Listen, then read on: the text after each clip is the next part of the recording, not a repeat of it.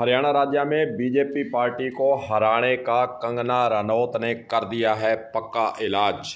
विवादों में घिरी रहने वाली बीजेपी पार्टी की सांसद कंगना रनौत कभी सिखों पर, कभी मुसलमानों पर और कभी किसानों पर बार बार बयान देकर कहीं न कहीं माहौल करने का खराब करती है काम। लगता यही है कि बीजेपी पार्टी भी अब कंगना रनौत को सांसद बनवाकर कहीं ना कहीं वह भी परेशान है और हैरान है। जब ये बयान देती है उसके बाद फिर उसे समझाने का प्रयास होता है, लेकिन कंगना रनौत पता नहीं किस मिट्टी की बनी है, वह समझने का नाम ही नहीं लेती है। किसानों के बारे में उन्होंने एक ताज़ा बयान दिया था कि तीनों कृषि कानून, जिसे किसान काला कानून कह रहे हैं, जो कि 2021 में प्रधानमंत्री मोदी हाथ जोड़कर वापस ले चुके हैं। अब कंगना रनौत ने नया विवाद खड़ा कर दिया कि तीनों कृषि कानून वापस लागू होने चाहिए। हालांकि उसके बाद जब उस पर दबाव बढ़ा तो उसने माफ़ी भी मांग ली है। माफ़ी मांगना उसकी आदत में शुमार है। पहले बयान देती है और फिर जब दबाव पड़ता है तो माफ़ी मांग लेती है। सुर्खियों में रहना चाहती है कंगना रनौत, इसलिए विवाद भरे बयान देने से वह परहेज नहीं करती है। आमतौर पर देखा जाए तो जिन जिन राज्यों के अंदर बीजेपी सरकार है वह किसानों से चिड़ी रहती है।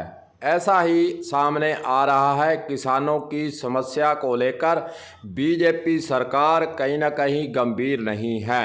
हनुमानगढ़ जिले की बात कर लें तो धान, मूंग, बाजरा व अन्य फसलों का सरकारीकरण, सरकारी खरीद शुरू करने के लिए किसान धरने पर हैं। ज्ञापन पर ज्ञापन दिए जा चुके हैं, मंत्री तक वार्ता हो चुकी है, लेकिन निकला कुछ नहीं है।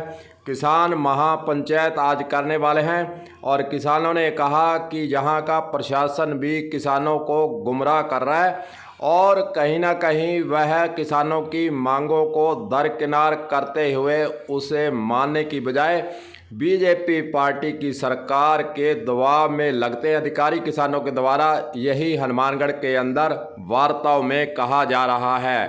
वहीं दूसरी ओर हरियाणा के अंदर कांग्रेस पार्टी ने अपना रुख जाहिर करते हुए, अपना रुख स्पष्ट करते हुए कह दिया है कि सरकार कांग्रेस की हरियाणा में बनते ही जो बीजेपी पार्टी के द्वारा, पुलिस के द्वारा बैरिकेड लगाकर खनौरी बॉर्डर और शंभू बॉर्डर पर किसानों को रोका हुआ है, सरकार बनते ही वहां से बैरिकेड और पक्की जो दीवारें बनाई गई हैं वह हटा दी जाएंगी और किसानों को प्रजातंत्र तरीके से अपना विरोध प्रदर्शन करने के लिए रास्ता खोल दिया जाएगा। वैसे देखा जाए तो हुड्डा के द्वारा ऐसा हरियाणा के अंदर बयान देने के बाद कहीं ना कहीं किसान के जो वोटर हैं वह कांग्रेस पार्टी की ओर अपना रुख करने के लिए एक तरह से वह राजी होते नजर आ रहे हैं, जैसे कि वहां से रिपोर्ट प्राप्त हो रही है। वैसे सर्वे की बात करें तो हरियाणा के अंदर कांग्रेस सरकार बढ़ती नजर आ रही है, जो कि मीडिया के अंदर रोज खबरें आ रही हैं कि हरियाणा के अंदर कांग्रेस पार्टी जो है वह 55 से 60 के बीच में सीटें लेकर सरकार वहां पर बनाने वाली है। किसानों को भी इसी का इंतजार है कि कांग्रेस पार्टी हरियाणा के अंदर आए और शंभू और खनौरी बॉर्डर पर जो किसान बैठे हैं उनको रास्ता रोककर, पक्के मोर्चे लगाकर रोका गया है, उनके रास्ते खुले और वह दिल्ली जाकर अपना संगठन को साथ लेकर वहां पर धरना प्रदर्शन और जो एमएसपी की मांग है वह केंद्र सरकार के सिर पर बैठकर वहां का विरोध जताकर उसे पूरा करने के लिए दबाव बना सकें।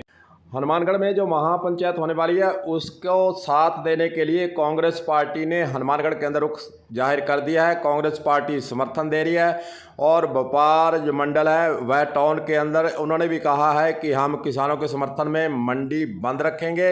इस तरह के समर्थन की बातें हो रही हैं और किसानों के द्वारा कहा गया, किसान संगठनों के नेताओं के द्वारा कहा गया है कि बीजेपी पार्टी जो किसानों के विरोध में चल रही है उसको हम आने वाले नगर पालिका चुनाव और जो पंचायत के चुनाव हैं उसके अंदर भी हम उनको दो दो हाथ कर बताने वाले हैं कि पार्टी को फिर पंचायतों के अंदर और नगर नगर पालिका चुनाव के अंदर हार का मुंह देखना पड़ेगा।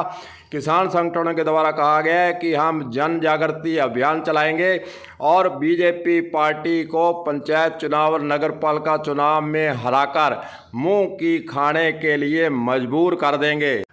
आज देखने वाली बात यह भी है कि महापंचायत के दौरान क्या सरकार की तरफ से जो राज्य के द्वारा जिन जिन्सों को खरीदा जाना है, क्या उसके आदेश करने में कोई पहल होती है, या फिर किसानों के जो संगठन हैं जो धरने पर बैठे हैं उनके जोर आजमाइश को बीजेपी सरकार आगे देखती रहती है। तमाम बातें देखने वाली होंगी। कलम न्यूज के लिए गुरुदेव सिंह सैनी की रिपोर्ट।